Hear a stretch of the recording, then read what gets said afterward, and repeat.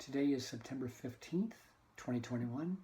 My name is Rob Carr of Kalamazoo Right to Life, and this is Pro-Life Week. Well, today's topic revolves around the Texas heartbeat law that took effect a few weeks ago to great fanfare by pro-lifers and apocalyptic doom for the pro-abortion folk, the sky is falling people. Well, the first thing I want to mention briefly is that President Biden and his Justice Department have enlisted a federal judge, or at least they're trying to enlist a federal judge, to intervene and block enforcement of the law. So we'll actually see how that develops over time. The second point is I read this morning that 9 abortionists in the state of Texas have quit. And this is exciting news.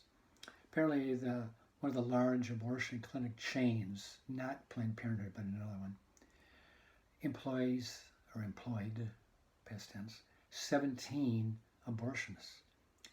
And 9 of them have quit because they felt they could no longer practice or perform abortions with that 6-week limitation.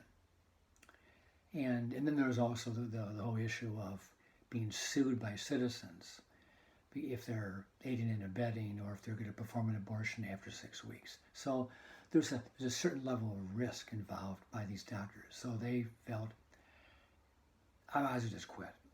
These doctors are from out of state, so there is a possibility, perhaps a good one, that they're going to be employed somewhere else.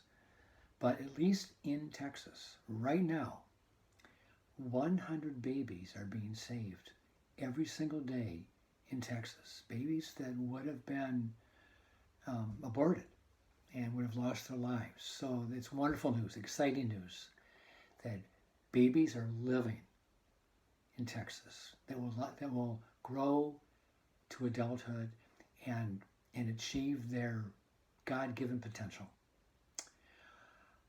Now, there's always a downside to good news. And the downside is that while this law has kind of captured the imagination of pro-lifers, it has also revved up calls by the pro-abortion people in Congress in Washington to do 2 things: to abolish the filibuster in the Senate and to expand the Supreme Court. And actually, expanding the Supreme Court is the goal. It's not just the filibuster, but it's really the Supreme Court, because a lot of times liberals have tried to use the courts to get something passed, get something approved that would not normally be approved legislatively. And actually that's kind of how Roe v. Wade became law, became policy, is that the liberals could not get a national law saying that abortion would be legal in all 50 states. So they had to go through the courts, and the courts would do what the legislatures could not, or would not, actually. So we have this expansion of the court, and they want to expand it to 13 members. They want to add 4 new, ostensibly 4 liberal judges. They're not asking for 2. They're asking for 4, or they're demanding 4. See, right now, the court is a 6-3 conservative majority. So if you add 4 liberals, new judges, to the 3 existing judges, you come up with 7. And a 7-6 court would be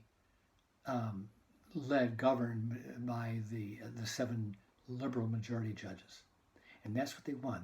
They don't want 2, because that would still deny them the majority. They want 4 to give them a clear majority. And then Roe v. Wade would be protected for another generation. And that is just something that we really do not want to see. We do not want to see an expanded and enlarged Supreme Court.